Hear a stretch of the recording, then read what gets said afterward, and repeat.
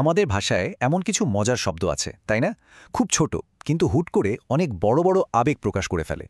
এই শক্তিশালী শব্দগুলোকেই বলে ইন্টারজেকশন বা বিস্ময়সূচক অব্যয়। আর আজ আমরা এদেরই ফ্যাসিনেটিং জগৎটাকেই একটু ঘুরে দেখব। যেমন ধরুন কোনো দারুণ কিছু একটা দেখলেন, মুখ থেকে আপনা আপনি বেরিয়ে এলো, ওয়াও। কিংবা ধরুন চলতে চলতে হঠাৎ হোঁচট খেলেন, আউচ। অথবা কোনো একটা বিপদ থেকে বাঁচলেন আর মুখ থেকে বেরিয়ে এলো স্বস্তির নিঃশ্বাস, ফিউ। কিন্তু এই যে শব্দগুলো, এগুলো আসলে কি? এগুলো কি শুধুই কয়েকটা আওয়াজ, নাকি এর পেছনে আরও গভীর কোনো মানে আছে? চলুন রহস্যটা ভেদ করা যাক। সত্যি বলতে এই শব্দগুলো হলো আমাদের একদম বিশুদ্ধ আবেগের প্রকাশ। এমন অনেক মুহূর্ত আসে যখন অনুভূতি বোঝানোর জন্য ঠিকঠাক ভাষা খুঁজে পাওয়া যায় না, তাই না? ঠিক তখনই এই ছোট ছোট শব্দগুলো আমাদের মনের কথা বলে দেয়। কিন্তু ব্যাকরণ এদেরকে কিভাবে দেখে?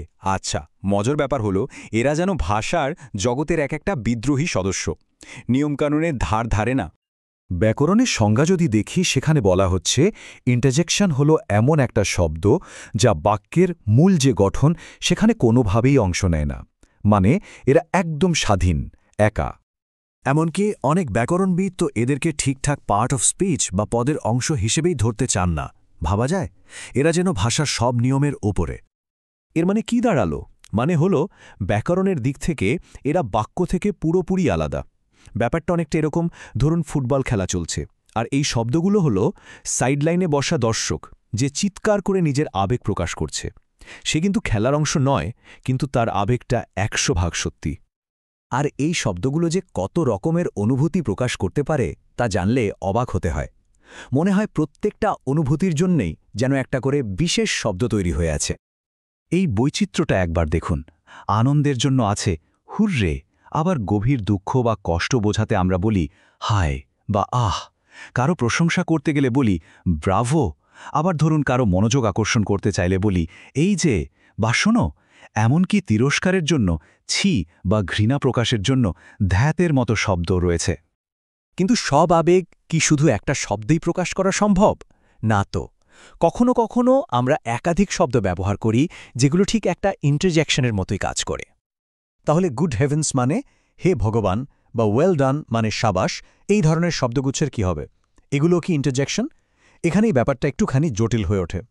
এখানে আসলে দুটো আলাদা জিনিস বুঝতে হবে। প্রথমটা হলো ইন্টারজেকশনাল ফ্রেজ, মানে শব্দগুচ্ছ, যেমন ফর শেম বা বাংলায় ছিছি। এরা কয়েকটা শব্দ মিলে ঠিক একটা ইন্টারজেকশনের মতোই কাজ করে, এরাও বাক্যের অংশ হয় না। আর দ্বিতীয়টা হলো এলিপ্টিক্যাল সেন্টেন্স, মানে সংক্ষিপ্ত বাক্য, যেমন হোয়াট আ মেস। এর আড়ালে কিন্তু একটা পুরো বাক্য লুকিয়ে আছে, what a mace it is. এখানে কিছু শব্দ আমরা উজ্জ্ব রাখি বা বলি না, কিন্তু সবাই অর্থটা বুঝে নেয়। চলুন একটা ছোট্ট পরীক্ষার মাধ্যমে এই পার্থক্যটা আরও পরিষ্কার করে ফেলা যাক। রেডি? এই বাক্যটা খেয়াল করুন, অ্যালাস আই এম আনডান। বাংলায় যদি বলি হায় আমি তো শেষ। এখন প্রশ্ন হলো, এই যে অ্যালাস বা হায় শব্দটা, এটা কি আমি তো শেষ এই বাক্যটার মূল গঠনের কোনো অংশ? উত্তরটা হলো একদমই না। এটা একটা খাঁটি পিওর ইন্টারজেকশন। এটা একাই নিজের দুঃখটা প্রকাশ করছে, এর সাথে পরের বাক্যটার কোনো ব্যাকরণগত সম্পর্কই নেই। আচ্ছা, এবার এই উদাহরণটা নিয়ে ভাবা যাক। কেউ হয়তো শুধু বলল ননসেন্স, মানে বাজে কথা। তো এটা কি? এটা কি আগেরটার মতো একটা সাধারণ ইন্টারজেকশন, নাকি এর পেছনে অন্য কোনো গল্প আছে? একটু ভেবে দেখুন তো। এটি আসলে একটি ইলিপ্টিক্যাল সেন্টেন্স, মানে একটা সংক্ষিপ্ত বাক্য। এর পুরো কথাটা হলো দ্যাট ইজ ননসেন্স বা এটা বাজে কথা। খেয়াল করুন, এখানে দ্যাট ইজ বা এটা হয় অংশটা কিন্তু উজ্জ্ব আছে, বলা হচ্ছে না। সুতরাং এটা একটা খাঁটি ইন্টারজেকশন নয়। তাহলে আজকের আলোচনা থেকে মূল যে বিষয়গুলো আমরা জানলাম সেগুলো যদি একবারে বলি, ইন্টারজেকশন হলো আবেগের আকস্মিক বিস্ফোরণ। এরা ব্যাকরণের নিয়মের বাইরে থাকে, মানে এরা গ্রামার আউটসাইডার। এরা আউচ এর মতো একটা শব্দ হতে পারে, আবার ছিছি এর মতো একটা শব্দগুচ্ছও হতে পারে। আর সবচেয়ে জরুরি হলো কি একটা অবস্থার মতো এই লুকোনো বা সংক্ষিপ্ত বাক্যগুলো থেকে এদেরকে আলাদা করে চিনতে হবে।